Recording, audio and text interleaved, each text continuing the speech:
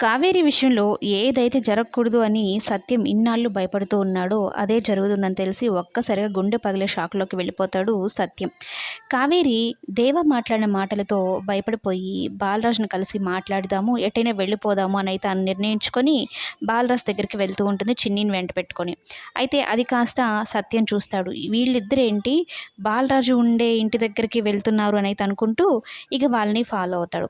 చిన్ని బాలరాజుని చూడగానే అమాంతం వెళ్లి గట్టిగా కౌగిలించుకొని నాన్న అంటూ పిలుస్తుందనమాట ప్రేమగా. ఇక కావేరి కూడా బాలరాజుతో మాట్లాడుతూ ఉంటుంది. ఆ దేవ ఫోన్ చేశాడు, ఇట్లా మాట్లాడాడు, పేగుబంధాన్ని తెంచేస్తాను, తాళిబంధాన్ని తెంచేస్తాను అంటున్నాడు అనైతే చెప్పడంతో బాలరాజు భయపడిపోయి నేను చెప్పింది నీకు అర్థమవుతుందా కావేరి? ఇదే జరుగుతుంది నీకు ముందే చెప్పాను. మన వల్ల మీ అన్నయ్య వాళ్ళు కూడా ఇబ్బంది పడడం అవసరం లేదన్నట్టు మాట్లాడుతూ అలాగే మనం ఎట్టైనా వెళ్ళిపోదాం అనైతే అంటూ ఉంటే అప్పుడు సత్యం ఆ మాటలు వింటాడనమాట. ఒక్కసారి వీడి మాటలు విని నా చెల్లి మోసపోయి ఇంత దారుణానికి తెచ్చుకుంది. తన జీవితాన్నే నాశనం చేసుకుంది. తన జీవితమే కాదు తన కూతురి జీవితం కూడా నాశనం అయింది. మరలా వీడి మాటలు నమ్మి వాడు ట్రాప్‌లో పడిపోతుంది. ఆ దేవ, ఈ బాలరాజు ఇద్దరు ఒక్కరే అన్న విషయం నా చెల్లికి ఎలా తెలియాలి?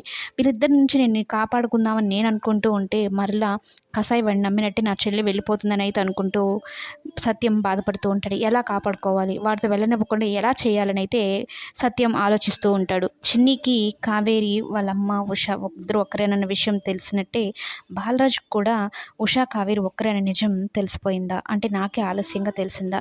వీళ్ళిద్దరూ ఎందుకు ఈ నిజాన్ని దాచారు? నాకైతే అర్థం కావడం లేదు. ఇప్పుడు ఆ దేవా నుంచి, ఈ బాలరాజు నుంచి నాకు చెల్లెల్ని ఎలా కాపాడుకోవాలని అయితే ఆలోచిస్తూ ఉంటాడు.